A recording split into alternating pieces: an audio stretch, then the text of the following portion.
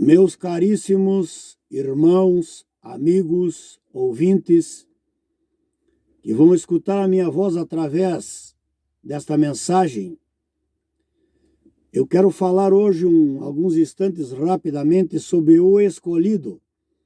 Quando Deus escolhe alguém, chama alguém, especificamente Ele escolhe alguém para um trabalho, Ele se responsabiliza em guardá-lo, em protegê-lo, em usá-lo, em dimensioná-lo na obra para que o projeto de Deus seja alcançado através da personalidade deste vaso, desta pessoa, seja homem ou mulher, que foi escolhido para esse determinado trabalho.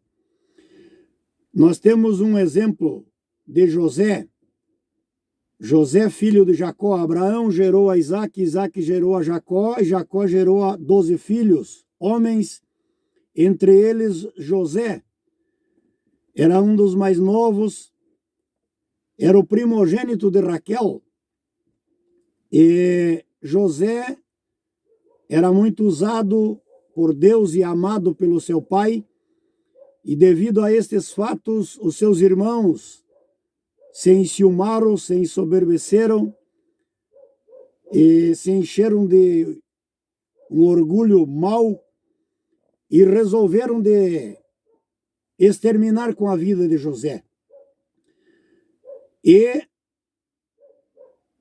venderam José a uma caravana de ismaelita que estavam indo ao destino do Egito por 20 moedas de prata. E José foi levado ao Egito e vendido a Potifar e foi servir como um mordomo, como um escravo na casa de Potifar. E devido a ser um servo de Deus, indevidamente ele foi acusado de um feito que não cometera e por consequência disso foi preso. E lá no cárcere, Deus usava ele de uma maneira sobrenatural, interpretando sonho, decifrando enigmas, e a fama de José correu e chegou aos ouvidos de Faraó. Naquela época, Faraó teve um sonho extremamente pesado, que não tinha como os magos, os encantadores, os sábios do Egito decifrar o sonho, e correu o boato que José era um homem usado e interpretava sonhos, e ele foi introduzido na presença do rei, e por consequência disso, ele revelou o sonho ao rei, e devido a esses fatos, ele foi constituído um governador do Egito. Governador do Egito para salvar a humanidade da morte, da fome, porque naquela época houve um tempo de sequidão em que 7 anos a terra não produziu o seu fruto. E José foi usado por Deus lá no Egito, sendo governador do Egito, para libertar a humanidade da morte. E o povo de Israel cresceu, se multiplicou no Egito e posteriormente passou a ser escravizado por Faraó, e Deus chamou outro homem chamado Moisés. Moisés estava ao pé do Monte Horebe, viu um sarçal em chama e a sarça ardia em fogo e não se consumia. Mas Deus estava no meio daquele sarçal, naquela chama ardente, e falou com Moisés para que Moisés fosse o homem determinado por Deus para libertar o povo de Israel da escravidão de Faraó. E assim aconteceu. Moisés foi o grande líder, o escolhido para libertar o grande povo hebreu da escravidão de Faraó lá no Egito. Todos sabem os acontecimentos que aconteceram para que Faraó deixasse o povo de Israel sair do Egito e caminhar em direção à terra que Deus tinha prometido a Abraão e aos seus descendentes. Temos muitos exemplos na Bíblia de homens que foram chamados por Deus e usados por Deus de uma maneira sobrenatural. o povo hebreu pediu a Deus um rei, e Deus proporcionou que Saul fosse o primeiro monarca a governar o povo israelita, o povo hebreu, sendo ele um rei. Mas diz a Bíblia que Saul foi um mau rei. Em 1 Samuel capítulo 8, versículo 1 a seguir, nós vemos esse acontecimento. Aí então o Senhor falou com Samuel e disse Samuel para ir na casa de Jessé, o belemita, porque Deus tinha provido para ele um rei. E dentre os filhos de Jessé tinha um mancebo, moço na tenra idade, ruivo, ainda na sua adolescência, estava no campo pastoreando as ovelhas de Jessé, seu pai. E os irmãos de Davi pensaram que pela sua formosura, pela sua boa aparência e pela sua inteligência, pela sua força, seriam alguns deles que seriam o escolhido de Deus.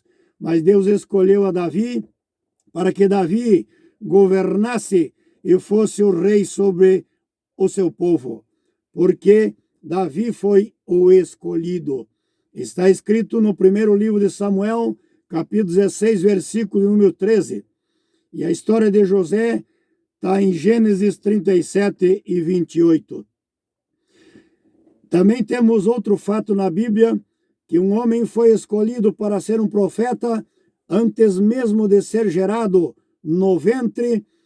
No livro de Jeremias, capítulo 1, versículo número 5, Deus escolheu a Jeremias antes que ele fosse formado para ser um profeta, e disse Deus que ele foi escolhido e ungido para ser um profeta, e Deus o deu às nações como um grande profeta, profeta Jeremias.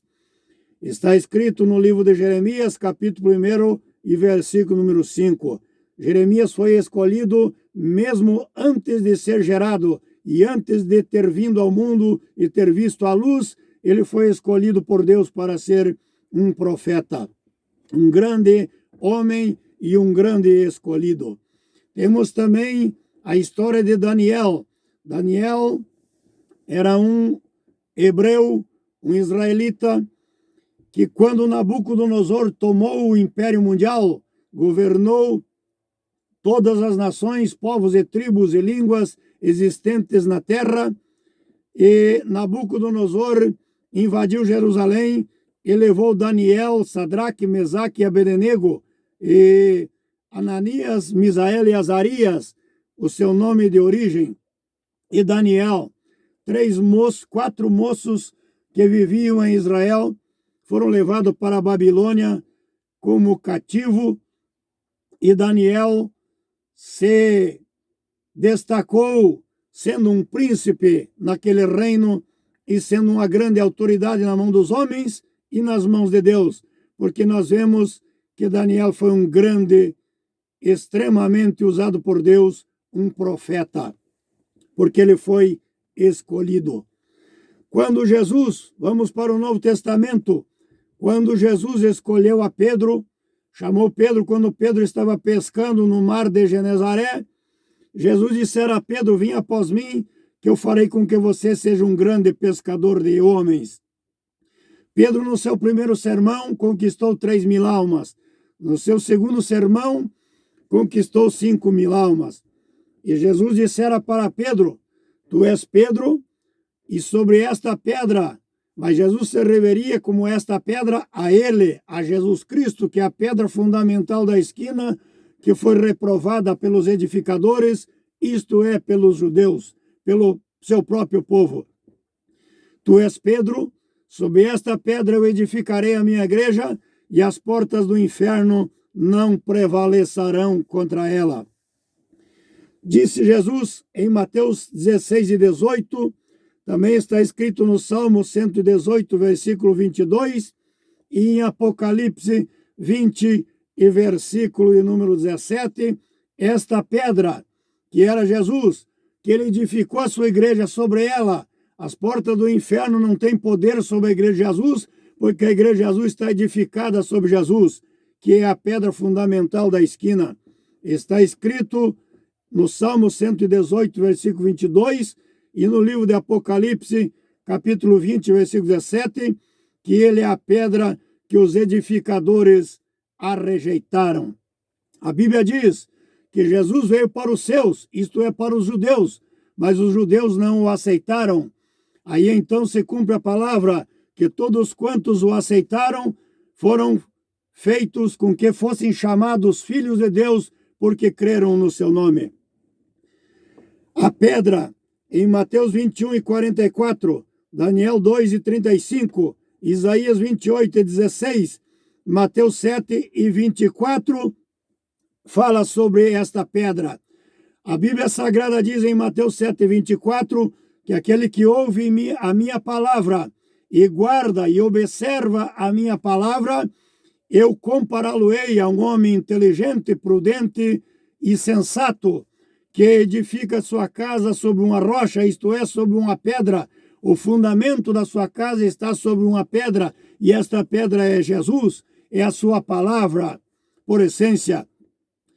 E quem edificar a sua casa sobre a pedra, pode vir os ventos, as tempestades, e elas não cairão, não virarão em ruína, porque a sua casa está edificada sobre uma rocha, e essa rocha é Jesus de Nazaré. Para concluir, Mateus 16, 18, sobre esta pedra, Jesus disse que edificaria a sua igreja, e a sua igreja está edificada sobre esta pedra. Os escolhidos que estiverem fundamentados a sua fé e a sua vida prática de fé nesta pedra jamais serão destruídos. Meu caríssimo e amado irmão, seja em qual for o âmbito em nossa sociedade, quando um homem é chamado por Deus para qualquer trabalho específico, seja no âmbito governamental, ou seja no âmbito religioso, para conquistar almas e levar e difundir o evangelho, levar a cura, os milagres e, por consequência disso, na pessoa de Jesus, a vida eterna, ele sendo um escolhido de Deus, Deus se responsabiliza para guardá-lo, para protegê-lo e para fazer com que ele seja um grande vitorioso.